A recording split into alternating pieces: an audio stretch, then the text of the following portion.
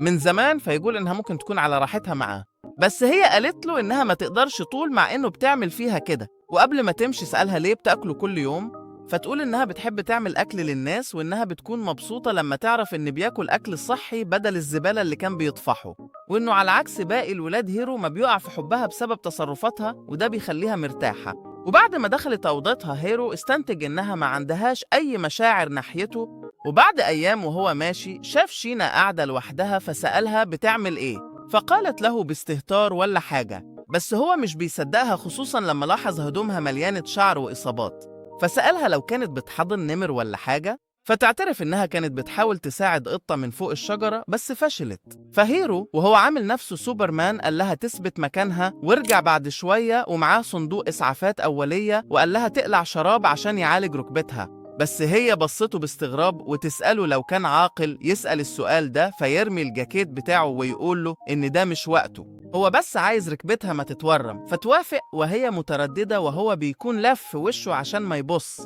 وبعد ما خلص لف رجلها وتقول إنه أخيراً بقاله فايدة، تسبله الجملة دي كأنه أخد جايزة. وبعد كده أداها هدوم تانية عشان تتنكر ومحدش يعرفها، وهي راجعة وشالها لحد بيتها. وفي الطريق بتتأسف على الإزعاج، لكنه قال إنه راجل محترم بطبعه.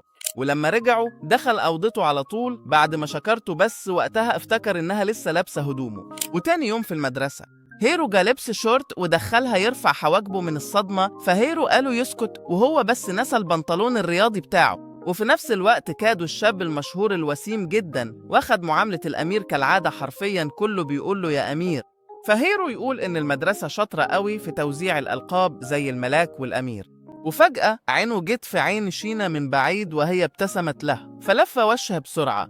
إما العيال التانية افتكروا إن الابتسامة ليهم. وبعد كده في البيت شينا عدت عليه عشان تديله هدومه وجايبة أكل كهدية صلح، فيسألها أخبارها إيه؟ قالت إنها كويسة بس مش هتقدر تعمل مجهود كبير. فيغزر يقول لها إن ابتسامتها نورت الملعب، وهي قلبت عينيها وقالت إنها بتكره اللقب ده.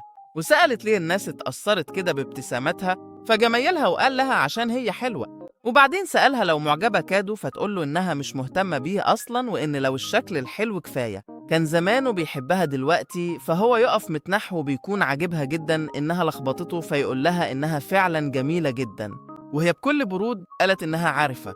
وبعدها هيرو بص على الأكل وسألها إذا كانت هي اللي عاملاه، قالت له سخنه في الميكروويف.